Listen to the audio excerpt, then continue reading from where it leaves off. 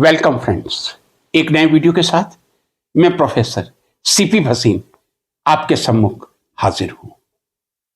मित्रों, युद्ध कभी भी अच्छा नहीं होता, चाहे एक परिवार में हो, समाज में हो, देश में हो, राष्ट्र में हो या विश्व स्तर में। युद्ध हमेशा विनाश का ही परिचायक होता है।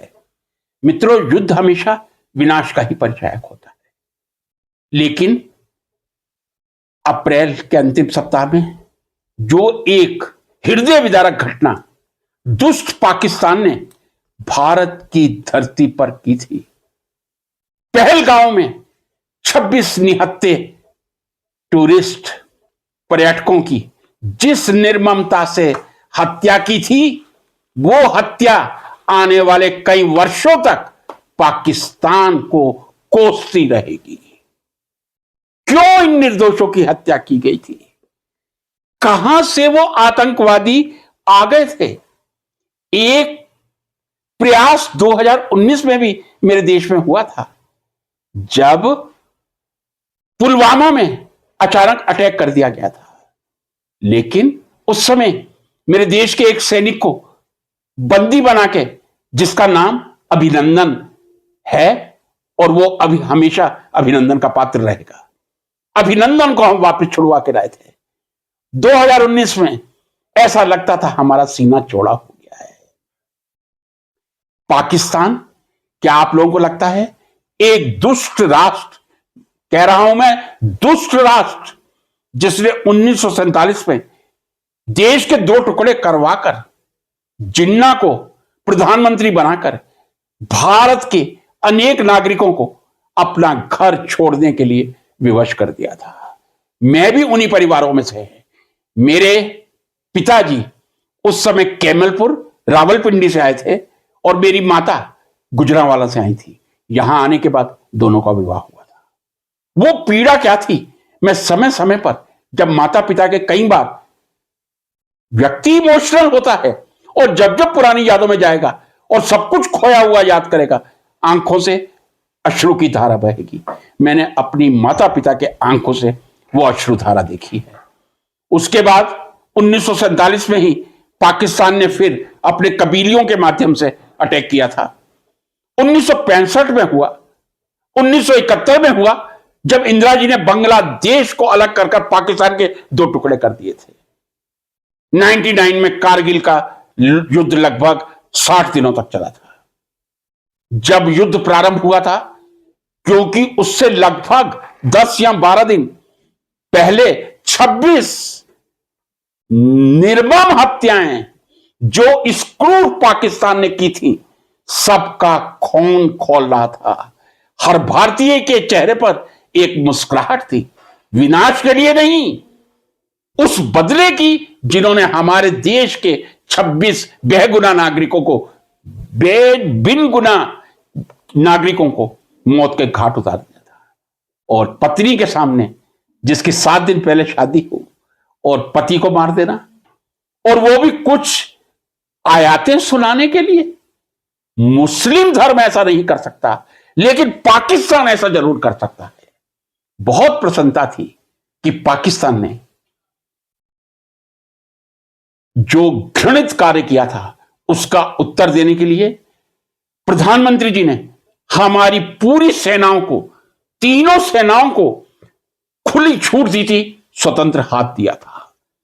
और बहावलपुर में 100 किलोमीटर अंदर जिस तरह हमारी मिसाइल ने आतंकवादियों के अड्डों का विनाश किया था, लग रहा था अब वो समय आ गया है जब कोई भगवान कृष्ण इस पाकिस्तान का विनाश करके भारत के लिए एक विश्व शांति का संदेश प्रस्तुत करेंगे। ना जाने, मानव होने के नाते मन में कभी कभी निराशा का भाव आता है। मानव हूं, शिक्षक हूं, शिक्षक हमेशा संवेदनशील, सेंसिटिव होगा। हमें यह आशा थी कि इस बार जो हमारा कश्मीर का टुकड़ा, जिसको हम पाक ऑक्युपाइड कश्मीर कहते हैं, वो भारतीय अधिकृत कश्मीर में बदल जाएगा। शायद पाकिस्तान अपने टुकड़े होने पे के कगार पे खड़ा था। बलूचिस्तान पाकिस्तान में रहते हुए मिसाइल दाग रहा था, जिसके कारण कराची या लाहौर का एयरपोर्ट बंद करना पड़ा था। जब पाकिस्तान के अंदर विध्वंसात्मक स्थिति थी, पाकिस्तान का एक प्रांत अलग राष्ट्र बनना चाह रहा था, बलूचिस्तान चाहा तो वैसे सिंध भी रहा है, मैं आपको बता दूं। 3 प्रांत अलग होने थे पाकिस्तान के, और पाकिस्तान का निशान नक्शे से मिटता था। क्या ऐसी मजबूरी आई थी कि हमने युद्ध विराम की घोषणा कर दी? मैंने शुरू में आपसे कहा था, युद्ध किसी के लिए अच्छा नहीं होता, चाहे वो पारिवारिक हो या विश्व स्तर पे हो। लेकिन 2019 में मिलिट्री पे एक हमला करना, अभिनंदन को बंदी बना के ले जाना, हमारे वीर सैनिकों का मुंह तोड़ जवाब देकर अभिनंदन को वापस लाना, और पुनः अप्रैल माह में 26 निर्दोष व्यक्तियों की हत्या करना, यह पाकिस्तान की नियति है और उसकी रहेगी। ना जाने क्यों यह युद्ध विराम किया गया। पढ़ता रहता हूं, कहीं मैंने यह भी पढ़ा था कि अमेरिका को यह डर लग रहा था कहीं यह युद्ध परमाणु युद्ध में ना बदल जाए। मुझे लगता नहीं कि परमाणु अस्त्रों का इतनी आसानी से उपयोग हो सकता है। यह बात सही है कि हमारे नौसेना के एक बेड़े में परमाणु बम तैयार कर लिया गया था। यह मीडिया की न्यूज है, यह मैं कोई खुफिया न्यूज नहीं दे रहा। इतना सशक्त भारत, आर्थिक रूप से, सैन्य रूप से जो 4थे स्थान पे है। भारत की फौज चाहे सैन्य शक्ति में 4थे स्थान पर है, लेकिन मोराल में, वीरता में, शौर्य में पहले स्थान पर थी। पहले स्थान पर भारत की फौज रहेगी और है। इतनी कमिटेड आर्मी, एयरफोर्स, नेवी होने के बावजूद क्या कारण था युद्ध विराम कर दिया गया?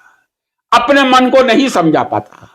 आशा यह थी कि हम शांति के महादूत हैं। जी हां, भारत शांति का महादूत है, इसीलिए उसने गुट निरपेक्ष नीति को अपनाया था।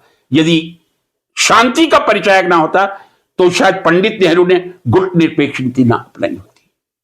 क्या कारण था? जब पाकिस्तान को सफाया करने का पूरा सुअवसर हमारे पास था, सेनाओं का मनोबल देखिए आप कितना ऊंचा था। कितने नौजवान सैनिक इस युद्ध में, ऑपरेशन सिंदूर में मारे गए। फेसबुक पर जब उन नौजवानों की, चाहे महिलाएं हो या पुरुषों की, उनकी वीर गति को देखता था, आंखों में अश्रु निकलते थे। कितने नौजवानों ने कुछ अग्निवीर योजना के थे और कितने स्थायी नौजवानों ने अपनी जिंदगी दी। लेकिन मेरी ये पीड़ा, इसका कोई उत्तर मैं नहीं पा पाया हूं।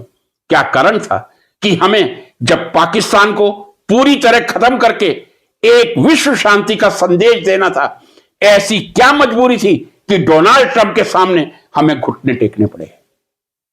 दुख होता है, मन में एक पीड़ा होती है। यही पीड़ा आपके सामने व्यक्त की है। वंदे मातरम, जय भारत, भारत माता की जय।